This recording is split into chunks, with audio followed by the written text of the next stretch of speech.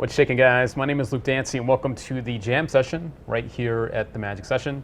We are ready to talk about some new Magic, and of course, next to me, I have Mr. Mark Calabrese right over here. Say hello. Hello, y'all. What's going on? And rolling in, literally, right now, we have Mr. Charlie Frye. Oh, What's up, Charlie? Nice. boy. Of course, Charlie is a man of very physical comedy, and Thank you. there he is. We're going to put him onto the table. All right.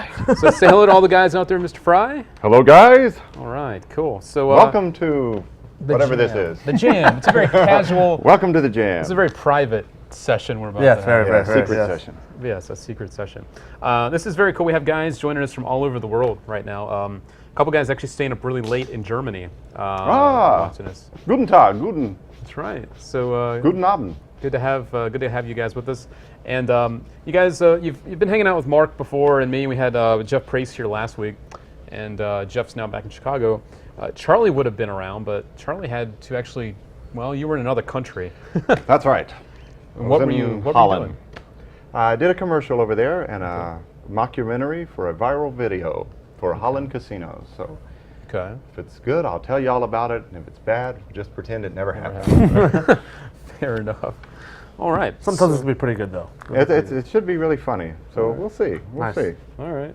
Cool. All the way in Holland. What were the other two things you said Holland's famous for? Well, let's see. Heineken, Heineken, right? right? And Fred Caps, of course. Yes, and now Charlie And Fry's Charlie commercial. Fry. That's it. That's it. Nice. And Frank. And Frank. True. Very true. My first hotel room over there was very close to looking like Anne Frank's attic, I'm afraid. Really? Was that? Whoa. Yeah, I had to kind of move a bookshelf to get in the room. Jeez. I couldn't flush the toilet. I had to be real quiet. If no one gets that joke, read a book. History, please. If you go to Amsterdam, see the Anne Frank house. It's very, very, Amazing. very moving. And then go see the prostitutes in the windows. Because it's equally moving in a totally different way. There was Wow. one dressed up as Anne Frank, and I thought that was in very bad taste. Very bad taste. Yeah. Horrible taste. Yes, but it's the best 50 euro I've Whatever- ever spent. That's right. Whatever floats your boat. Yeah. We're holding nothing back this week. She had the little plaid skirt. I mean, it was, Very, very graphic, very detailed today. Yeah. Leaving no stone unturned. I have a little mustache. I don't.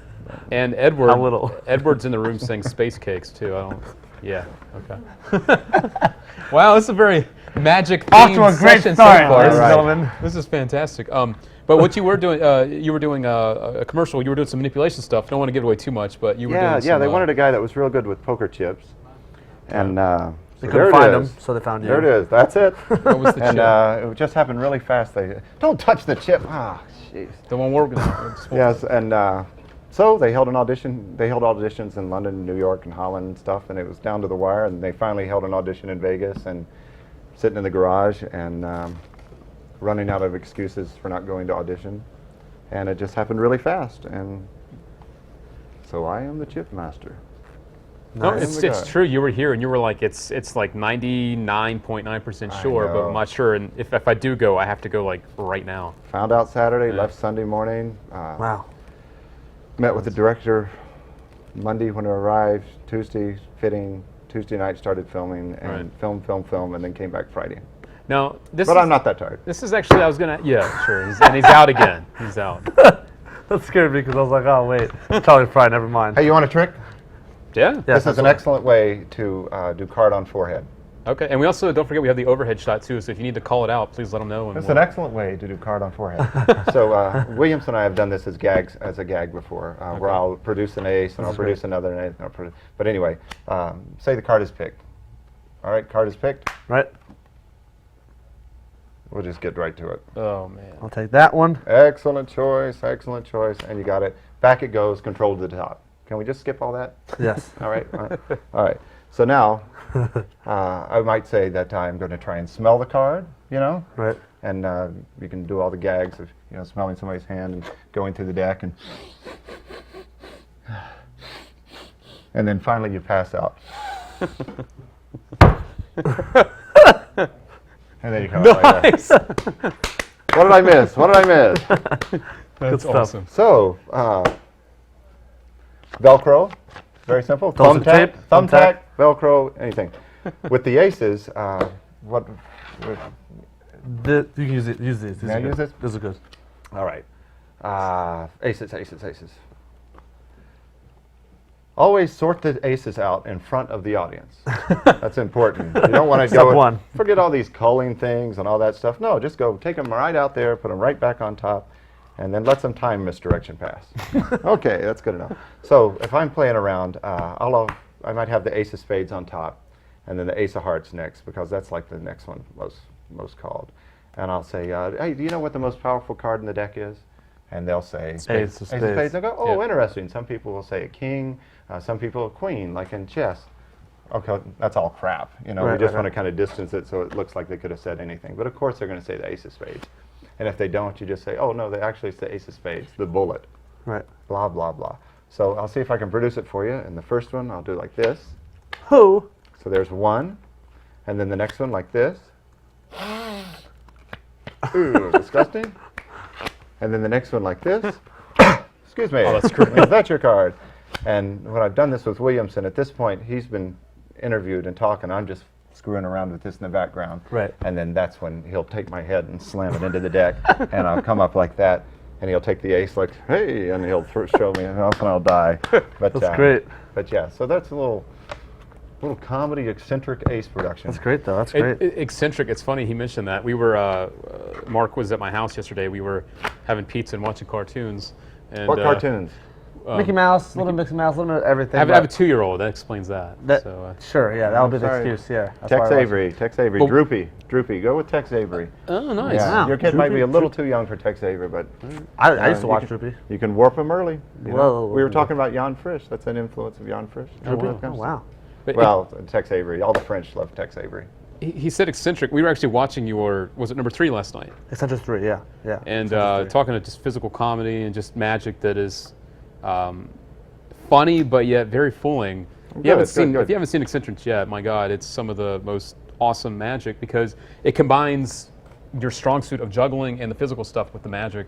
And you don't see that a lot. You see people try to be funny, just using jokes and comedy. Or there's such room for physical comedy with close-up. Yeah. You know, it Absolutely. doesn't just have to be slapsticking on stage and everything. Yeah. It can be done. And as we were talking about Jan Frisch, his whole close-up act is a wonderful display of physical comedy, juggling and Just the sleight of emotions hand. and stuff like that. Yeah, you guys great. are both very good at Yeah. portraying what you're doing with your face more than just the Yeah. cards and what you're doing and stuff. He's a lousy kisser, though. Got a big beard. It tickles.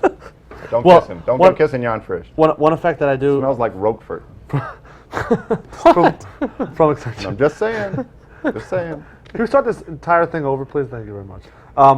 Eccentrics 3, I do the sponge ball ball vase routine. Oh, good, good. Yeah, it's a great routine. The African sponge ball. So you do that routine? I do that So you routine. bought the vase? I've had the sponge vase for a while. Yeah, the And 3-inch. Yeah, the 3-inch one with Good the on ya. with the sponge. It's such a Yeah, great yes. routine. I've had it for a while, and then I was like, oh look, there's a routine that's worth doing. You know. I'm glad you like it. Yeah. Good. Yeah, we get a lot of people writing and asking where they can order one, and I try and put them in the right Yeah, direction. a couple places have made. I think Viking Magic made one a while back. Well, and- the Cambodian one is Cambodian the one that one, I yeah. recommend from, because it's really made in a gas-powered Beautiful, lathe, and all the money goes to the children's school over there and everything. So yeah, it's a great piece. But then, like I said, if you guys ever get to watch Eccentrics 3, it's on there. It's incredible. It's yeah, good. the ball face is a great prop, and people yeah. don't realize that. Right, absolutely.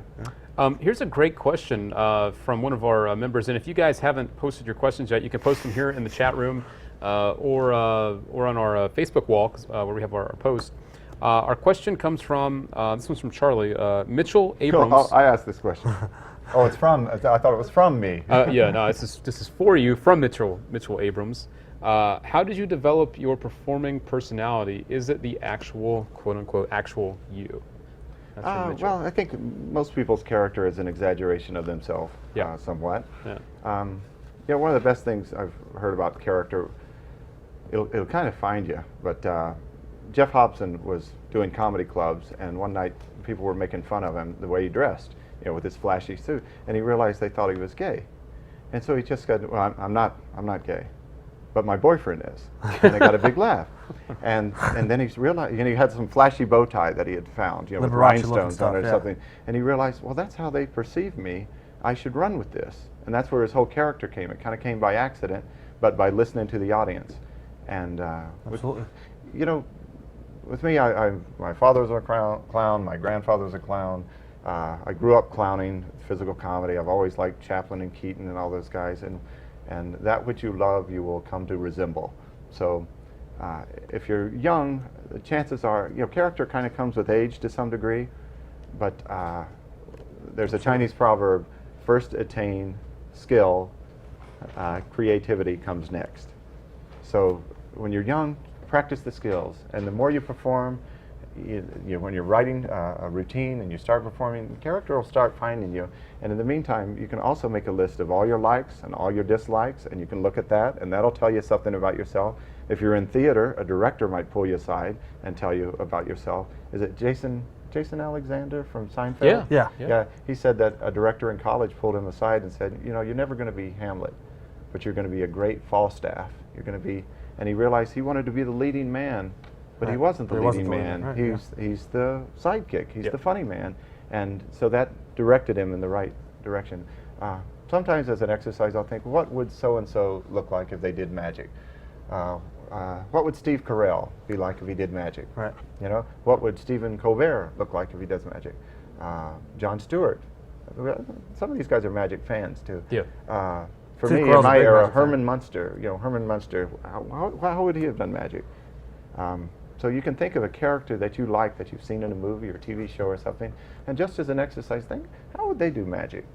And you might end up leading into a whole comedy direction that hasn't been tapped into.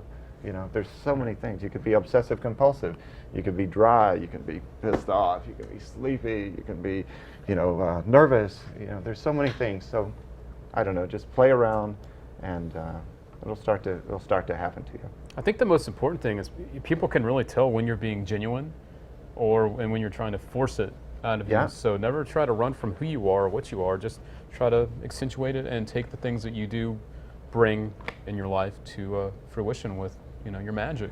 Some people ask their friends to be brutally honest and tell me about myself. Size me up, good, bad, everything. Yeah.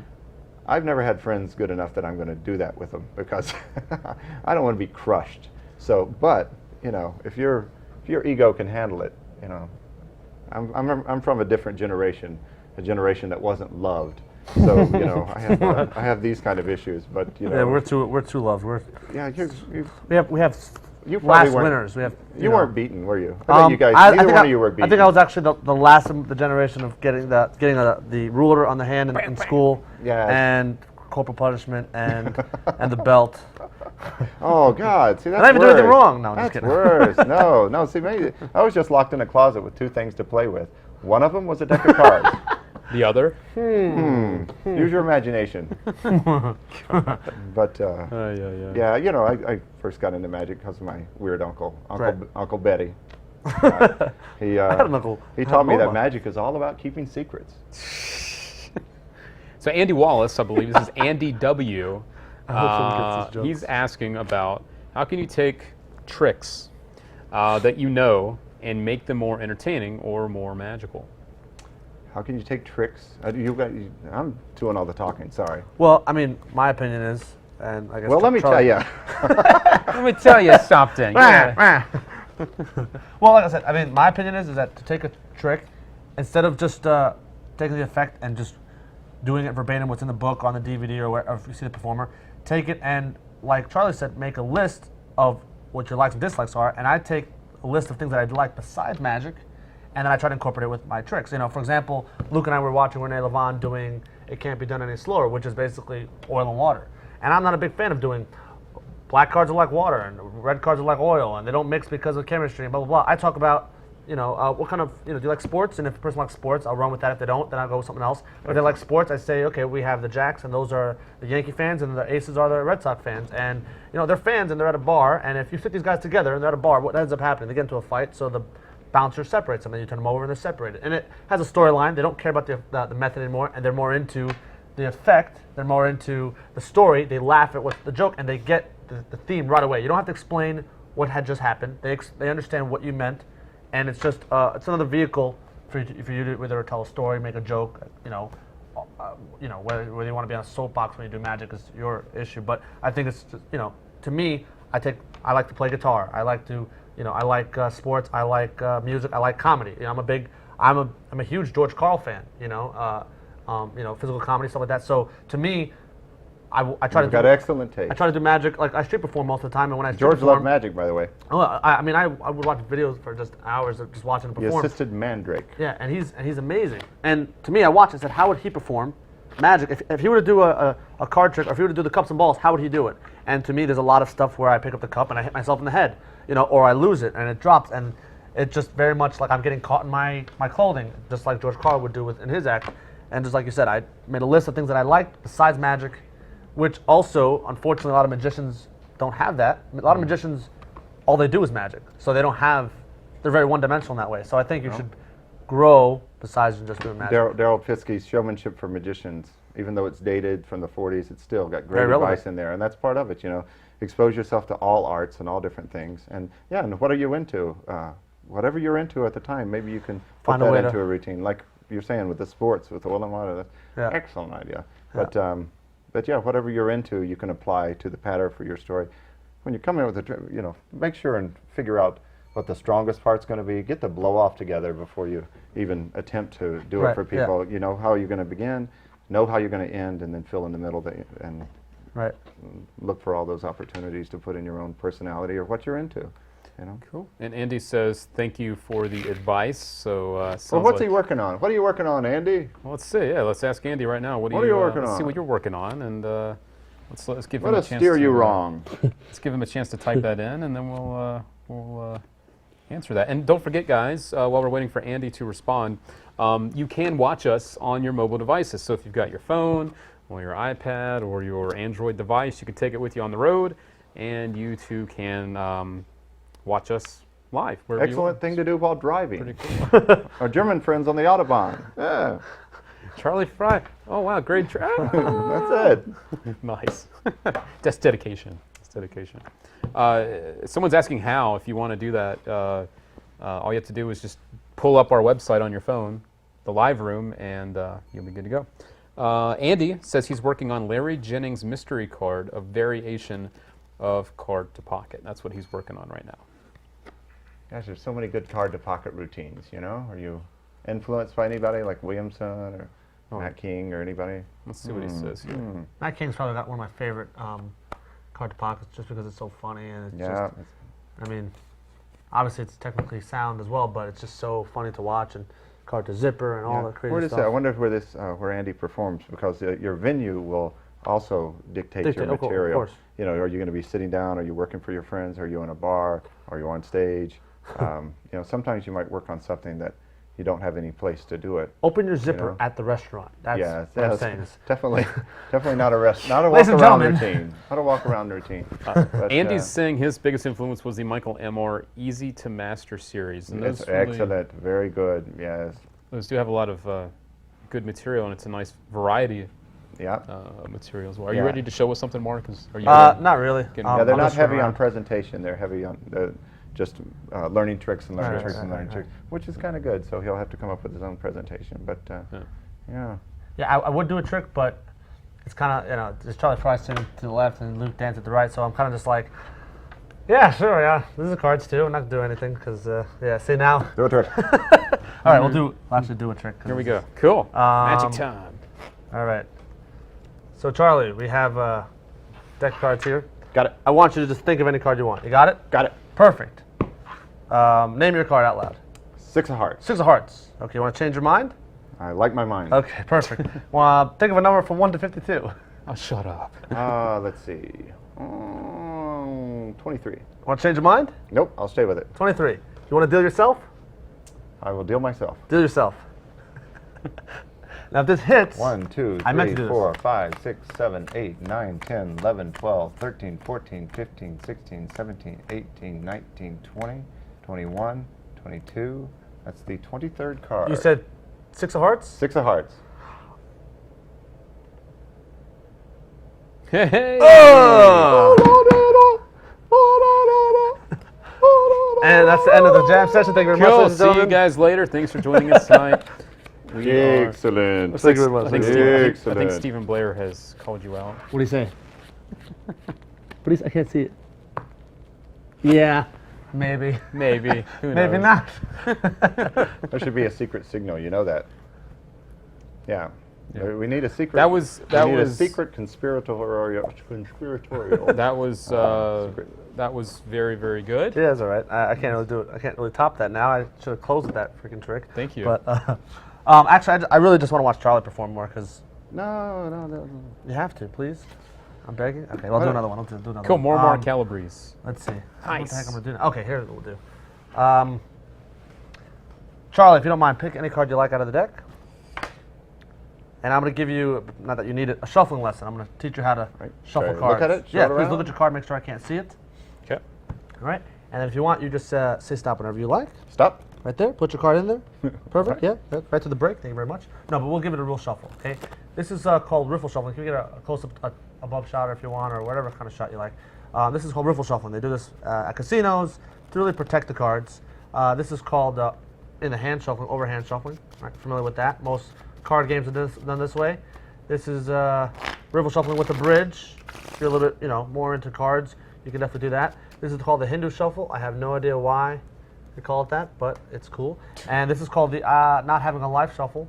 See if we can actually hit it. In front of Charlie Frye. In front of Charlie Frye. Thank you, Luke. Yes.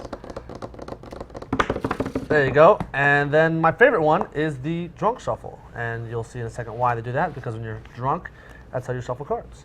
Now, we've shuffled the cards in a million different ways. Charlie, you're drunk. Can you shuffle the cards as much as you like? Just mix it, face up, face down, really mix them up. Make sure that, face up, face down, any way you like. All right. Pretty fair? Yeah? Perfect. And then we'll give the deck a little spread. Beautiful. So your card, I don't know whether your card is face up or it's face down. I do know that it's still in the deck, of course. I mean, can you see your card somewhere in there? No, I'll go slower so you can actually follow it. And if you see your card, don't say anything. Right? I'm just going to try to figure out whether it's face up or face down, just maybe by facial reaction. Let's see. Yeah, that's not helping at all, right? Let's see. I'm going to say I think it's face up, but I might not have passed it yet. Let's see. Be honest with me, Charlie. Did you see your card? I saw my card. Okay, so we know it's not a face down card. We know it's a face up card. Yeah. Correct. All right. There's one more shuffle that I didn't teach you, or that I didn't show you. It's actually called the unshuffle. And there's only two guys in the world that know it, and that's myself and you, so don't say anything, please. This is it right here. Ready, watch. And you saw what I did, right? Yeah, very good. And that's the unshuffle where all the cards except your card. What was your card? King of Spades. King of Spades. All the cards write themselves except for one card. Nice. King of Spades, and there is the King Boom of Spades. shakalaka. Cool. No, that's not me. Sorry. There you go. Nice. Bravo. Thank you very much. Thank you very much. Very good. Let's see. What did Andy have to say? We have a question here. How did you okay, do cool. that? No, I'm kidding. Costa Kim Lot, Montgomery's, myself. I don't know. No, that's very, very strong stuff for a spectator, because Yeah, absolutely. Yeah. they can legitimately, Yeah. if you want them, they can mix the cards. Yeah, the one way I do it, I just didn't do it here, was I have them shuffle face up, face down, and I'll say shuffle the cards face up, face down, and I start talking to them here. I said, of course, as long as they don't push it together, you're fine. And by that time, they've already pushed it together, Right. and you get that nice little, magician in trouble gag, and you can go into the routine there. But lately, I've just been doing it where I show what's going on. Darn good gag. Yeah, not bad, I think. Triumph is a classic for a reason. It's definitely one of those plots. Do you guys have a favorite plot? Since we're going through different plots here, we've got a text message coming in. Any card, any number. Favorite plot. There it is. Yeah. That's your favorite plot. It's- I think so. There's Yeah. so many different But ways you got to to have do a it. good presentation, or else Absolutely. you might as well just be puzzle. doing an invisible deck, Right. which is fantastic. The only problem with the invisible deck is that people might have seen it before, and it tends to be overdone. But other than that, it's a perfect trick. It's so wonderful, and so that's great. That's the only complaint about the invisible deck, is other people know about it. Absolutely. Yeah. It's too bad that it's a dealer item. It's like invisible thread. It's too bad that became a dealer item. You know what though? I was talking to Mark Are about they this. said or anything? No, all yours. I was talking to Mark about this the other night. I think though, if you put the right presentational spin on it, it could feel different than what everyone else is seeing. Yeah, the invisible deck? Yeah, because I've honestly done this for someone that saw me Yeah. do a lot of magic and actually is a big fan of magic.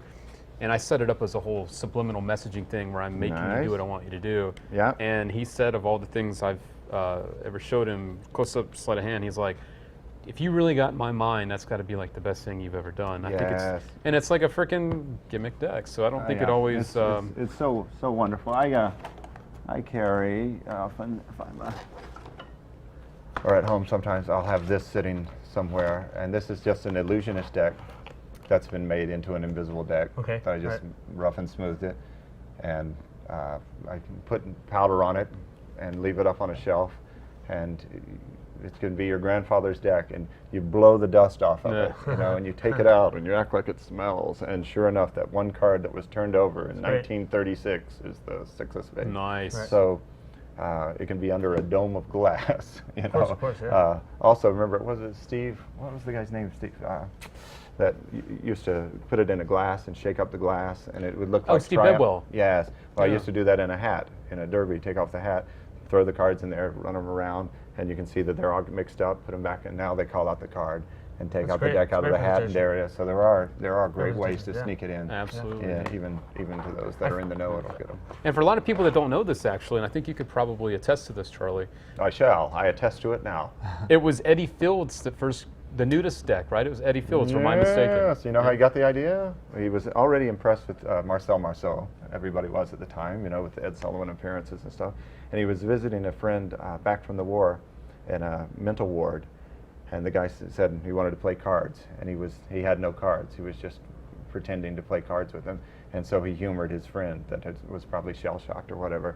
And so they played an imaginary game of cards.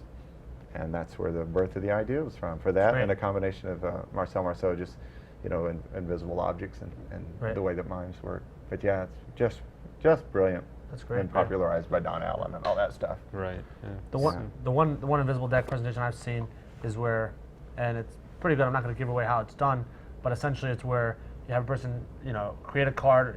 Let's say you throw a paper ball out into the audience. Yeah. You think of a card, and before they've ever said anything, you can show. These are not set up at all. Not enough to matter. All right. So basically, no, I'm not gonna do anything. I promise. So basically, you're like this now. There's one card pulled out before they've said anything. Yeah. And it's all audience management. There's certain things Yeah. in play going on, Yeah. but it just seems so fair and so How about Wayne Dobson's routine with no deck? Oh, that's such no an deck. incredible. Just Yeah. imagine you see a card. Do you Yeah. see a card? fried me so. I was like so amazed. Very clever. Yeah. Wayne Dobson is. Yeah, he has a little coin purse or something like that, and he pulls out of the purse a folded up card, and it's a card. Really good. Here's a good question from Randy Shirley, who is a friend of mine I've known for years from North Carolina. Hey, fellow North Carolinian. I'm from North Carolina. That's right. Yeah. And Mark, you're not. So I'm get not out from of here. Get out of here. So Randy's asking, what's the best way to handle a heckler or someone who you can tell just wants to ruin the effect? Punch him in the mouth. That's a great question. Yeah. Go ahead. Punch him in the mouth. That's why I just punch All him right. right in the mouth. Blunt to the point. All Sorry. right. I don't have hecklers. I don't. On stage, I work silent, so nobody heckles a silent act, Right. unless they're a total doofus. But I don't know. I haven't had that problem. And close up and stuff. I don't know. If you have the right attitude, Sure. Right. if you're not threatening to people, I don't know. Maybe if you're working at drunks, Lord knows, I've been doing this stuff forever, and I don't. If your attitude is right, and you're not threatening, if you're just sharing, you're giving somebody a gift. If the attitude is right Right. and you show that you're good at what you do, the fact that they're fooled should feel like it's a result of the fact that you're really good at what you do. That's non-threatening. If it looks like they could do the same thing if they went to a magic shop, and it's kind of an insulting to the, if I knew the secret, it's kind of condescending, and you're already kind of threatening somebody's I agree. intellect to start with, and if you kind of rub salt in the wound and have that kind of arrogant attitude towards them, which a lot of people have, if that's your character and you're cocky, as a gag, like Harry Anderson used to say, nobody is insulted by a fool. He could make fun of people all day, but he looked like the biggest fool in the room. So, Right. and he was a wise ass con man. But I think that's part of is the attitude. If your attitude comes across as you're happy to be there, you're showing something not to demean somebody's ego, Right, or yeah. look, I'm better than you are, or I'm going to impress, embarrass Absolutely. your boyfriend, and don't you, No, it's So good. I don't know. That's telling. I mean, seriously, that's telling that if you have the right attitude and you're non-threatening to someone, then I mean, there might always be a douchebag, but I don't know. You know. I get, yeah. Also, if you've got a little bit of a self-deprecating character, and, doing and it for somebody insults you, and you run with it and go, yeah, I know, I've wasted my life, and right. You take the teeth out of anything. Right. Okay. I agree. Yeah. I guess the one thing I would say too about hecklers is, as soon as you realize someone's a heckler, there's no reason why they don't really appreciate your magic, so they don't deserve to see it. And at that point, I kind of like turn the audience against them, not by hurting them more, but kind of like showing them that you've been affected in a way, where it's like you're doing the effect or whatever, and this guy's, giving you crap so much, and you're just like, guys, you guys have a good night, okay? And then I put the cards away. At that point, the audience who wants to see the magic looks at the guy and goes, Mike, what are you doing? I was enjoying my time. And then this guy has his tail between his legs and then realizes, he's the idiot, as opposed to, when there's a battle, I think the battle is the worst thing you can do, because that's what he wants you to do, is to... And then walk off with a really exaggerated limp, walk off with a really bad limp. Pull out a blind cane, just... Yes, and walk off with a limp, and then the guy will feel like crap, and everybody will probably want to kill him and lynch him.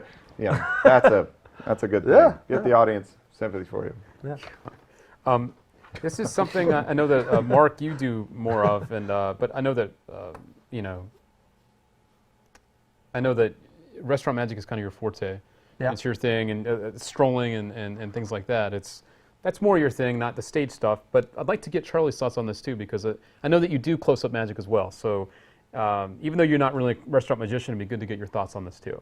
Adam Rose from Texas is asking, what's your favorite restaurant magic effect for both of you? So just maybe close-up. We could maybe put that more. I know we already talked about the carded number for you. I'm gonna say cups and balls or chop cup is cups and balls maybe for restaurants a little too much going on. Okay. But chop cup, chop cup is, to me, I open with it, and right away it tells the audience. Right. I think I said this before on camera. Yeah. I open with it because right away it lets people know. I mean, business. I'm good at what I do. Then at the end, with these final loads that they don't expect, they know that anything they're going to see is either going to be good as this or better. And right then they know that it's okay to be fooled by you. Exactly. Right. And that's excellent. That's what's missing from so many guys that Yeah. walk up.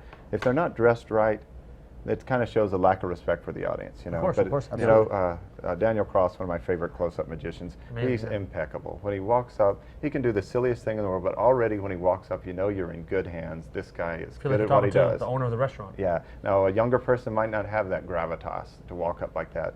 Di Vernon would frown on flourishes and stuff. But again, Di Vernon, you could tell you were in the presence of greatness. And he wasn't a performer either. He didn't have to make his living as a performer. But if you come up, some people say no flourishes. It's all going to. Now and then, a flourish is a good thing. Shows you're good at what you do. Yeah. Of course. Open with something that proves that you're good at what you do. Yeah. Nice, and then I think you wouldn't have that trouble with the hecklers as much. Because they realize we're in good hands. They've even started, It's not that I'm an idiot. It's just that guy is so really good. and they want to brag about that. People want to brag.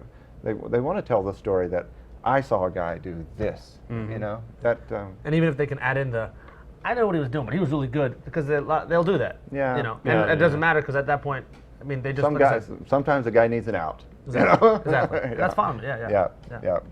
Yeah. I would say probably the one thing too about what you said before about having a presence and a look is just right then and there. They know that, okay, we're here to be entertained. Yeah. There's no challenge at this point. I respect you, and then they know that you respect them, them, and that you're not there to just for a quick buck, and you're not there to show off that I'm good or you're whatever. there to share. Yeah, and a lot of people argue, well, how should we shuffle cards? Should we shuffle cards like, is this stacked at all or anything? Is this going on? Nope. There's no right or wrong. So, they're supposed to shuffle this way, they're supposed to shuffle amazing, or we're supposed to shuffle like all mixed up like Leonard Green. But to me, if you're a performer, you're supposed to have a little bit more dexterity than the next guy, So to me, it's okay to have a nice way to, shuffle And these cards. are all personal choices. Of course. And these define you. That's why absolutely. I feel like there's no right or wrong. Blue cards or red cards, and this, that, the guy. No. What's right is what's right for you. Yeah. Everything I say, don't believe it just because I say it. For Pete's sake, just because I've been doing this over 40 years, I've performed on TV in 20 countries, and You know, Yeah, no big deal, no big deal. Yes, Just but do what no, you're supposed to do what you want. Because at the end of the day, and nobody is God. And George Carl, you mentioned, George was a close friend, and I love him to death, and we had a lot of fun. Sometimes he would come up with a gag and say, try this, and I'd do the gag, and it would die. Right. And I'd know if he had done it, it would have been great. And vice versa, right? And that's the thing, you know, what's right is what's right for you. And all these choices that you make, if you go, gosh, I hate that, you know, what you like and what you dislike is very defining of who you are and your character. And no rules. So when you're an artist, you don't have to obey anybody's rules. You need to know them, you need to be familiar with them before you can break them. But yeah. Let's see, we have another question. This one just came in from Edward. Edward's asking Charlie, if you make a mistake, how do you remain composed and redeem yourself in your act? And I would say performing for over 20 years and all these other things would be a big... performing more than that, 20 countries. 20, I'm sorry. Yes, 20 countries. that's on TV. That's On live. okay. Live, we're going to 50 That's definitely got to countries. help, though. All the It's a totally experience has different to thing. help. I've never screwed up anything, so I don't have to worry about it. Good answer. Yeah. I was Boy. waiting for it. I was like, nah. I'm a juggler, for Pete's sake. I've messed up so many times in so many different ways that, you know, you just power through it. You just get through it. And you just know that you'll survive. At the end of the world, nobody dies. Well, I think your character End of also the truth. allows for, I'm saying mess ups, but Yeah, I don't know. you know, I mean, because obviously you can tell when I've you're had a lot of extremely wrestling dexterous with at this. things.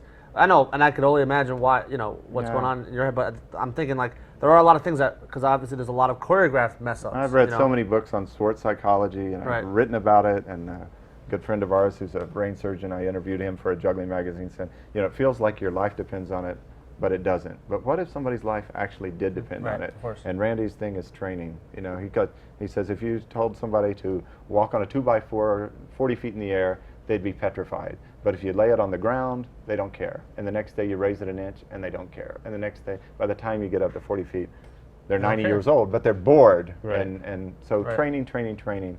And, you know, in clown college, we used to have an experiment called the Valley of Death. And you were supposed to just stand up in front of the class with nothing prepared and just stand there for, I think it was like 5 minutes. It seemed like a really long time. And if you prepared something, everybody would bust you on it because they would know that you had prepared something and it was good. It was supposed to be bad. And you were supposed to get the feeling of dying and just being horrible. And then realizing, you know, Not that bad. it's not the end of the world.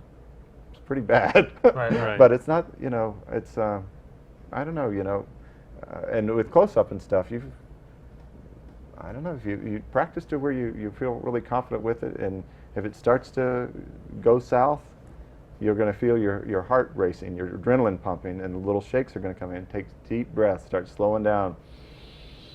Into the nose, hold that breath, take it out, because nerves, that's what they do to you. So you need to slow down a minute and keep an invisible deck on you. So if at the end of it, true. you lost the card, you can't find it. Well, what about this one that's been sitting in full sight the whole time? Just having a parachute will relax you a little bit, knowing that. So with juggling, I know I can get out of anything. There's still moments in the act where you couldn't get a pin up my butt because I'm so, you know. So tense, right? And it's you know, the lights and the sound and I don't wish it on anybody. And next lifetime, I'm not going to do it. I'm not going to take this route. Right. Next lifetime, that's about it. That's it. You know. We have the toughest job. You know, singers can lip sync. Britney Spears lip synced her whole concert. You know, illusionists, God bless them, but you know, it's not that technically demanding. It's hard to pack. You know, it's hard to pay for them, but you know, the real knuckle-busting, close-up, sleight of hand, juggling these things, these are not easy.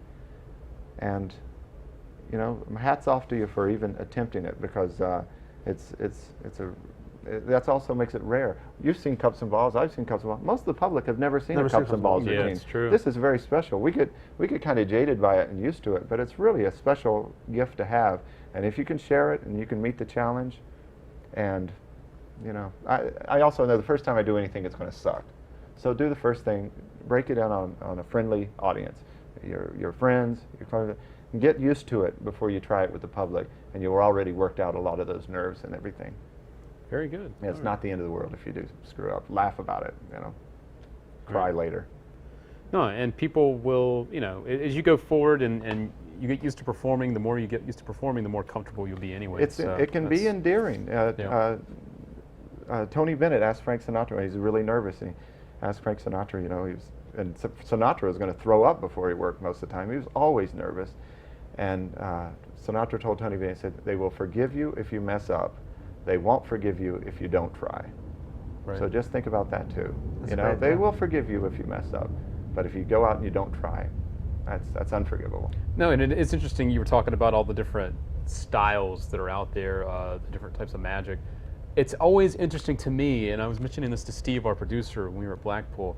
It always seems like at a gala show at a magic convention, the juggler rocks the house. And I think it's for the very reason that you're talking about, is because Well- we know how much goes into the expertise of it. Has to be so precise. Yeah, well, they usually hire only one variety actor juggler for the show, and it's usually a decent one. Not at I've Blackpool. seen some bad ones. Blackpool, they had like how many variety performers to magic? It Oh, was did like they? this. I didn't see the shows. I didn't even see the one we were in. That's You funny. know, I just watch it from the wing. So a lot of times it's just one variety act, and they might Sure. stand out because they're different, and it's usually a good one. But not always. You know, I've seen some really bad ones too, and tank. And I think of the same thing at a jugglers convention. If there was one magic act, as long as it was a somewhat skill-oriented act, if it was a manipulator, something that you could recognize as Right. as skill as Sure. such, then it would get the same great thing. It's just juggling is an outward display of skill, so it's going to get a different reaction. Yeah. But yet, you know, if the manipulator is really great, or the illusionist is really original, or the close-up guy fools the pants out of you. But yeah, it has become kind of a cliche. Oh, the juggler stopped the show, but it's not always the case. Okay. And usually it's a kind of a decent juggler. Now, a quick question for me, and this is something I just thought of when we're talking about this. Magicians, we have our own conventions. We all go out and we geek out, as I like to say. Do jugglers have conventions too, where they go and they show off but and compete? it smells a lot worse. Yeah, All yeah, right. yeah. It smells. It's awful. It's a gym, and it just smells like garlic and feet. So I'm a Much like my juggler room. in that I Good. practice, but I'm a magician in that I bathe. So here's another thing. Here's another thing. Here's another thing. Like there hadn't been enough things. Magic is such a performance art. There's no magic if there's not a spectator. So some people get into magic and they just collect, or they write about it and they know about it and they tell everybody else what to do, but they're really not magicians unless they can perform a trick for somebody. Juggling, you can get some enjoyment just out of doing it in your room and practicing, and now the new venue of just uploading it to YouTube. There may be a trick you can never do in public because you can never get it consistent, but you do it once, you film it, and everybody thinks, oh, you're great, you know, because you did it that one time in the gym and you filmed it and it got 1 million hits. Right. You know, the real performer has to do it night after night with an unfriendly crowd, with the lights in your eyes and the music blaring, and you've got to hit it now. So, but not a lot of jugglers are performers. Right. And if they are, it's pretty amateurish. There are a few professionals, but there's not a lot. I think there are a lot more professional magicians. And with magic, there's a surprise, there's a beginning, middle, and an end. It's a performance art. Juggling can be a sport. Magic is always a performance art. So that's why I tell jugglers to study magicians, learn how they structure things, learn the drama, the build, and all those things. And the main thing that magicians can take from jugglers is the practice ethic. Of course, of course. Practice your butt off.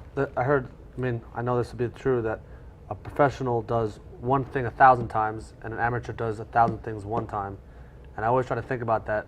You know, a reason why a professional is professional is because he's done that one trick, move, whatever, 1,000 times or more, Yeah. and has perfected it, as opposed to, oh yeah, just collecting tricks and ideas and moves and things, and then just Yep. doing it a couple times and then failing at it, or doing it once or twice well and then abandoning it. There's you know, a to place move for on. that. There's so much that comes out of the amateur ranks, and there's nothing shameful about being an amateur. No, of course or not, of being course a not. full-time No, of pro course. or anything. No. There's my good friend Juan Tamarez, who told me never to name drop. We've had this conversation before about.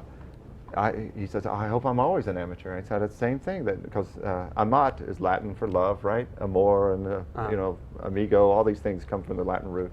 And when you love something, you know, to have the enthusiasm of an amateur, and if you can maintain that and be a pro, most of them don't. You don't course see not. a lot of creativity See a lot coming of from a guys lot of that pros, go through the motions, but yeah. the Wands of the world and stuff you do. You see, and Leonard, they're just as creative.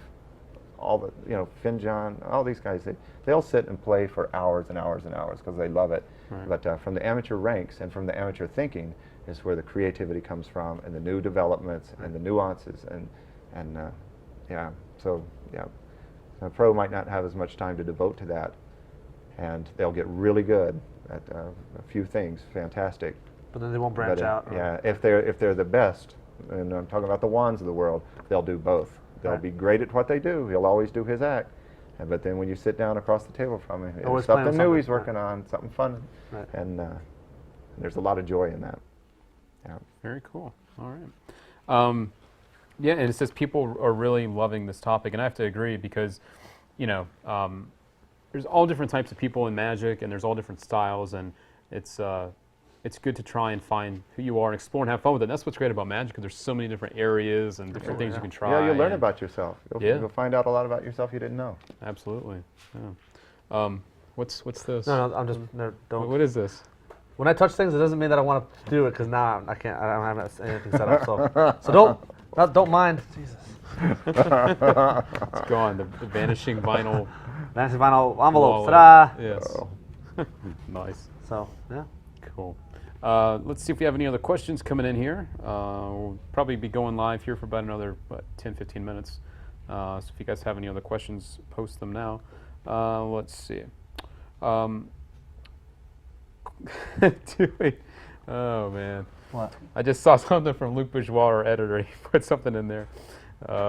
Right, the ball. What did I say?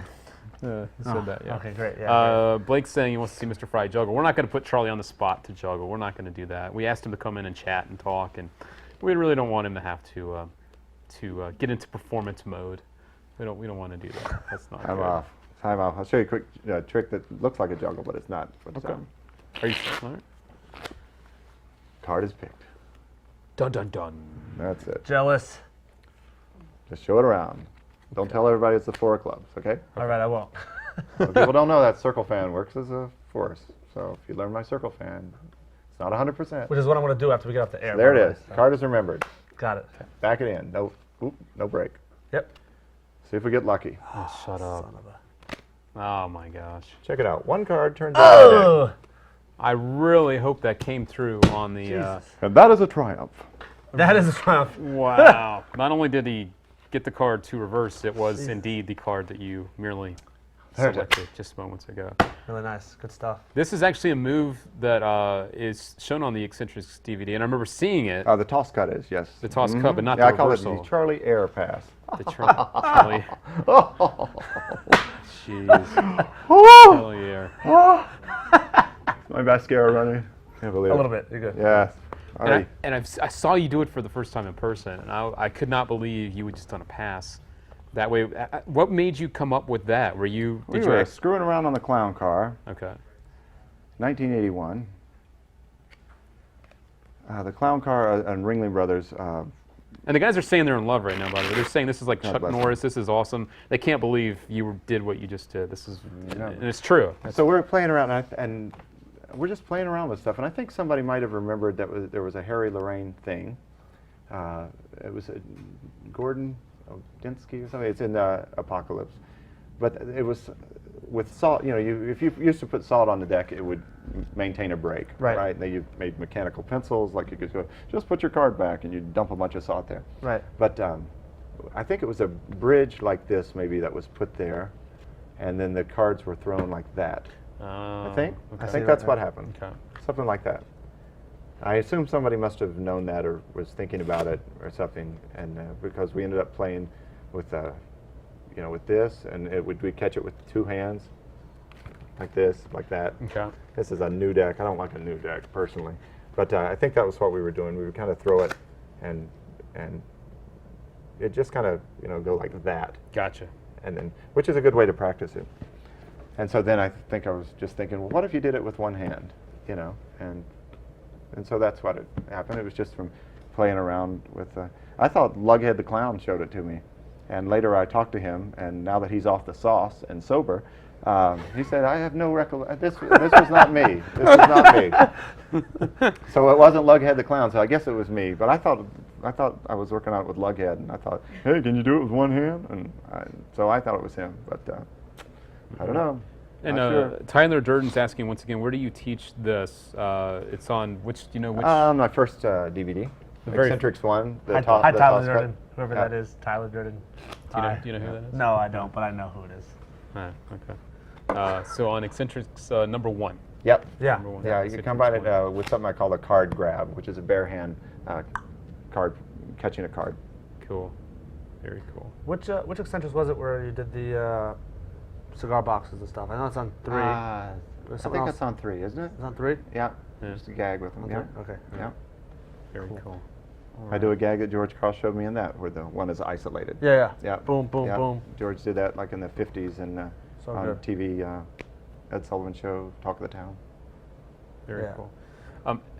How do you prepare for a show? And one of the reasons why I'm asking this is because you travel, you have very little time in between traveling and actually going to the show.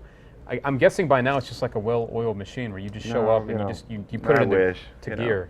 Yeah, you have to sometimes and stuff, but But how do you my get to wife that knows point? how neurotic I That's the am. thing. How do you get to that point though? Like what's I'm the still process? not at that point. You know, I worry about every show. Okay. Always a little nervous, but drink a lot of water. I don't drink any Coke or any caffeine, so that like for close-ups, so my hands are steady. Right.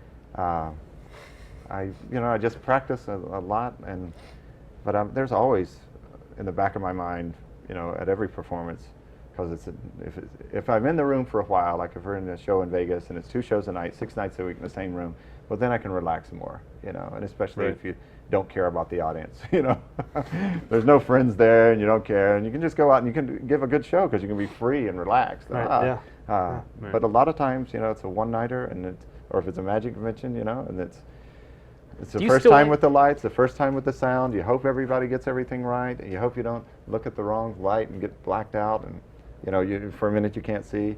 On a ship, it could be moving, it could be rough seas. Right. A million things can go wrong. So, I'm always a little nervous. Here's a personal question for me. You've been around magic for way too long. Do you like going to magic conventions? That's actually something I'm really interested Yeah, in. yeah, You I do. Okay. Yeah, I love it. Okay. I love meeting people and hanging out and sitting on the floor all night, and yeah. Is it the same as when you were first going to them, where it I was never like went to one except that Oh, I you was did? hired for. Really? Yeah, yeah. Oh, okay. Yeah, I kind of grew up isolated. Yeah. Oh, 7 wow. years ago we did our first convention, yeah. So I Oh, kind of came, okay. like when we did the eccentrics, it kind of came out of left field. We've been in the professional ranks a long time and close Okay. friends with, a lot of other pros and stuff, but we really didn't expose ourselves in the magic world until I put out some DVDs to show some things, and then started doing a lot of people that have hired us for the conventions, they only knew the DVDs. They didn't know, no, we've been doing an act for Right. Okay. longer than you've been alive, Right. and but we were in the real world, so I think we were kind of in the overground, Right. not the underground. We were in the Yeah. overground, and That's interesting because like people like Mark and myself, maybe it's a close-up thing. We kind of got started in the industry by attending magic and meeting the right people at the Yes, conventions yeah. and stuff. So that's interesting. well, I was in Winston-Salem, Clemens, North Carolina, Right. and one little dinky magic shop, and really there was nothing. I didn't know that magic conventions exist, and juggling wow. wasn't in a heyday back Okay. and maybe in San Francisco it was in the 70s and stuff. Right. But when I was growing up, it was nothing. But I would look at the magic catalogs, and look at the back, and the nightclub does vanish. You go, Oh, yeah. wow, there's a nightclub out there. How do you work a nightclub? And then you find out vaudeville died, nightclubs are dead. You go, what? And That's so. funny. Yeah, I didn't know until I joined the circus, and I thought I was going to be the big deal, showing up at Clown College with a 6-foot unicycle that I could only afford one wheel. I was like, hey, look at me. And you get there, and there's 10 other guys on them, and we're Wow. riding them in the swimming pool, and you go, geez, So, Right. but I remember the Doug Henning special, being really inspired when Doug Henning special, 75, 76, the day after Yeah. Christmas. Yeah, wow, that was just so great, and to see sleight of hand and all that. And so in the circus, I would practice close-up skills at night in my little 4x6 cubicle on the train, which I shared with 18 other guys. It was very And a tiny. horse. Yes, and a horse. But she was beautiful. She was beautiful. We still email back and forth. And That's funny. so I would practice the big skills during the day, the juggling skills, and at night I'd practice the close-up skills. Very cool. This is a question for me actually. Who would you say your mentors or influences magic-wise are? There was a great magician in the circus back then, Richard Mann, that lives in Chicago. He wrote a book called The Wonderful Father Book, and he was a great magician and just had great thinking and had wonderful twists on illusions. They did a lot of illusions in the circus. So Richard was a great influence. My grandpa, George Carl later was a great influence. Lou Jacobs, the greatest American circus clown. Arthur Coughlin, escape artist in Australia. I've got so many friends. Leonard, you know. Right. We've done a lot of shows together, you know, for longer runs where we can just hang out and fry each other back and forth. And Juan is a, you know, influence, and so, and a lot of friends, you know, just friends. You know, Williamson's a fun person to mess with, and Of course, right. and, Oh yeah. You know, it just. I've heard the stories, and we're not going to get into them. That's for another show. I've heard the stories about Charlie and David Williamson. I've heard these. I'm not going to. They're all true. Yeah, very good stuff. There's definitely. And I'm the Butch, in case you're wondering. It's definitely a rivalry going on between them. To I'm the who can Butch. top the next? Don't let him tell you otherwise. He may be taller, bigger, and all that, but There's definitely some good stuff there. talking to you, David. Maybe another time. We'll see. Talking to you. Speaking of conventions, we have our friend Van McGee. He's from Texas. He said he's looking forward to seeing you at the TAOM convention. I'm not going to be there. I you're keep not? telling him to take it off the site. Oh, okay. Yes. Put the word out. We're not there. You know, Okay. we told them months ago. We're not there. You know, we never. I love them. I love the guys down there. I love TAOM. We Yeah, did it's it right many here. I'm years looking ago. at their website. You're Yeah, still but it's listed on not. that. I just Okay. wrote them the other day and said, you got to take the face off there. We're overseas then. So, sorry. I'd love to see you there too, but we're not there. That's not me. That's an impersonator. Not gonna happen. Yeah. Actually, I know who's running that one. That's Daniel Garcia. I love Daniel Garcia, and I love him. Love him. Okay. All right. Well, that's a shame. I'm sure the guys there. And I Yes. think. And we're in gonna that try- relationship, he's the Butch, and I'm sorry. I really hate admitting So what that. about David Williamson and Daniel Garcia? How's that work? I don't know. You know, I've hidden a camera in the room. And still, it was dark and grainy, and I just don't know. But yeah, Danny, I Yep. just love him to death. Great guy. Great. Yep. And I'm Great. looking at the lineup, and it's actually quite a nice lineup. And Yeah. If the other people are I was going, going to say if they're actually going to be there at the convention. Yeah. I think that most everybody else, it's Weber and all that. You know. That's funny. Nice. Yeah, All right. Any last questions, guys? And we're going to get out of here. I know Charlie's got a scoot. He's a very busy person in Vegas. And Yeah, he's Krispy always- Kreme has got the hot now sign on over there. So I don't mess around with Krispy Kreme. I love that stuff. I know. Where's Carolinians? It was one of my you know? hotel, and I walked by. I'm like, oh man, I'll wait till 1 a.m. which is when they taste the best. They don't taste the best around now. It's Yeah. 1 a.m. Can you see him go under the little glaze thing? Oh. Yeah, I laid on one of those. I sit there like this. Yeah. Oh, it's great. Yeah. God. Yeah. Well, here's a great question that we're going to. Actually, there's two questions. One is real quick, yes or no, and the other one I'd like to get your No. thoughts on. Actually, I have a feeling what you just said is actually true. You just did the It's a gift. minimalism. Magic Mitch is asking, do you have any lecture tours planned? Me? Yes. No, I'll lecture at the Genie convention. Oh, you will. You're actually At going to the lecture. Genie's Okay. 75th. Wow. All right. And I think that's it. Isn't that it? Okay. Darling? Sherry? Don't shoot She's that checking her finger at me. schedule. Don't hold that finger up at me. Do we do another convention besides Genie? Like a lecture or anything? A No? lecture or anything? No. Okay. So the Yeah. Genie. Okay. So you must get there to see Charlie. China? China. I'm lecturing in China. China. All right. Yeah. One last question. This is from our buddy Stephen Blair in Scotland. He's staying up really late to talk to you. Ah, the Scottish. He's asking, and this will be our final question, do you have any advice to people who want to start gigs? Just any vague or very general advice on starting gigs? What's a good start for someone? Anywhere and everything. Just anything. Any opportunity at all. If a friend's got a family, a family occasion coming up. Right. Anything. Just do anything. And hopefully it leads to another little thing. Maybe I didn't ever cracked into like the restaurant magic or bar magic thing, but maybe there are opportunities for that, Right. And Okay. even if just always be ready to perform. Always have a deck. Always be ready and casually perform at every opportunity you can. If you're just with friends in a bar, just always perform. Somebody might see you and say, "Hey, I got something coming up. I'd like you to come." You do that, and they go, "Hey, you were great. I've got something coming up." That actually just happened to me. I was at a restaurant and I was messing with my friends, just doing some tricks and stuff. And I left my glasses at the restaurant. I came back in and said, "Oh, I left my glasses. If you find it, here's my card. Just give me a call." And the guy looked at my card. He goes, "Oh, you're a magician. That's cool. That's why you're playing with those cards over there. You know, I'll give you a call, and I'm doing that restaurant. You know, so it just happened. It's one of those things where if you're always around with a deck of cards, you're always around performing or whatever you're doing. If you want to be a master magician, you get a business card that says master magician, and you thumbtack that thing onto every little board that you see somewhere. Call And a bumper sticker. That's it. Master A bumper magician sticker. Call. Spray paint the side of your car. Anything. That's just. Nice. I don't know. What do you think? How did you guys? I'm not a master magician, so I don't know. It's MASTER. That's how. Just put it in, master magician. That's I kind of just did the same thing you did. Perform everywhere and anytime, all the time, doing everything. The few times I was on television, it's because I was busy performing, and the producers saw me performing, and they were like, "We want you for TV," and I said, "Okay." And if I wasn't performing, they wouldn't have never known. So yeah, I remember doing birthday parties, church basements. everything and anywhere. Yeah. Anything. Cool. All right. Well, great advice from two of the busiest guys around. I know Charlie is, when he's not. The funny thing with you, you're probably away more than you're home, right? You're probably away. No. I'm always home. I have an alarm system. My brother-in-law keeps an eye on the place.